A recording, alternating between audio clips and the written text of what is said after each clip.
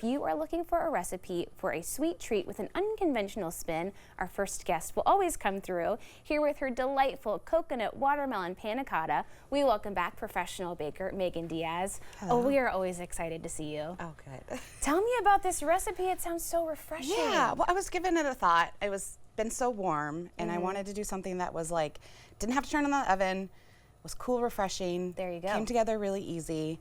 And then also, we are so lucky in Eastern Oregon, in Hermiston, we get those beautiful melons. That's right. So all the cantaloupe and watermelon, and I was like, I've never really done anything with yummy. watermelon. So I was like, let's highlight these beauties that are right at our doorstep. Today's the day. Yeah.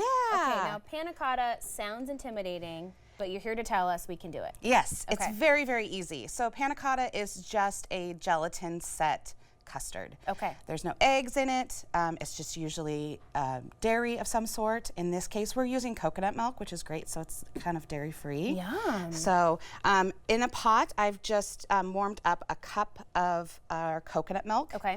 And a third of a cup of sugar. So not a lot of sugar in this either. So it's not overly sweet, that. which is really nice. Okay. And then we're gonna add a little bit of lime zest. So this is just the zest from one lime. Okay. And that's just to infuse and kind of give it a little bit more like tropical feel to it. Oh my gosh. Coconut lime always goes well together. I love where this is going. Yeah. And then today we're using sheet gelatin. So this might be new to some people. So gelatin comes in two forms, either in a sheet or in a powdered form. Okay. And this is the sheet form.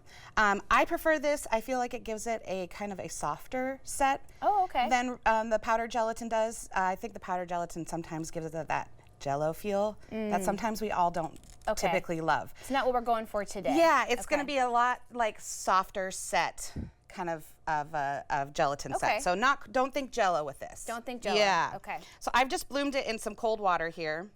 And this is just to soften it up so it'll incorporate into our warm milk mixture. So just a bowl of cold water, nothing too crazy. How long does it need to sit in there for? Just a few minutes till it's soft.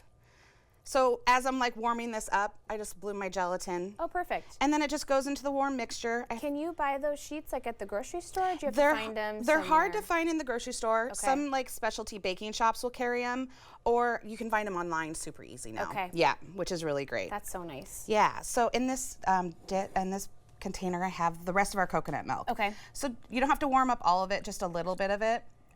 Just to melt the gelatin, that's all you're doing. So I got 2 more cups of coconut milk here. Okay. I added a teaspoon of vanilla for some more flavor. Beautiful. And then we're gonna strain our hot liquid in there just to pull out that lime zest. Okay. So it just stays that beautiful white creamy Oh, it's gonna be color. perfectly smooth. Yeah. Okay. And then just mix it all together.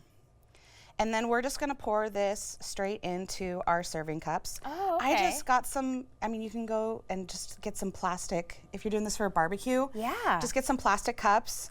It doesn't have to be super fancy. I've also done it in wine glasses, which is really nice for that's dinner super parties. fun. Yeah, so it's really nice. You can just, whatever pretty little vessel you wanna do, you can just pour it in there.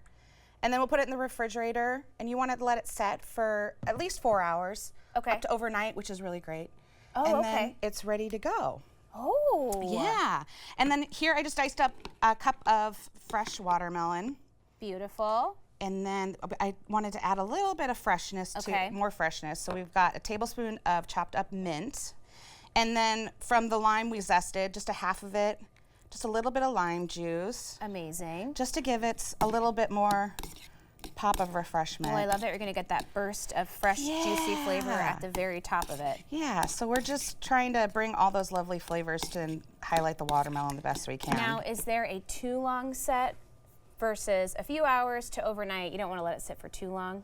I've had them in my fridge for a couple of days. Okay. And it's totally fine. Just make Okay. sure you cover them, because then they start to get like a little weird skin on top if you leave them uncovered. Yeah.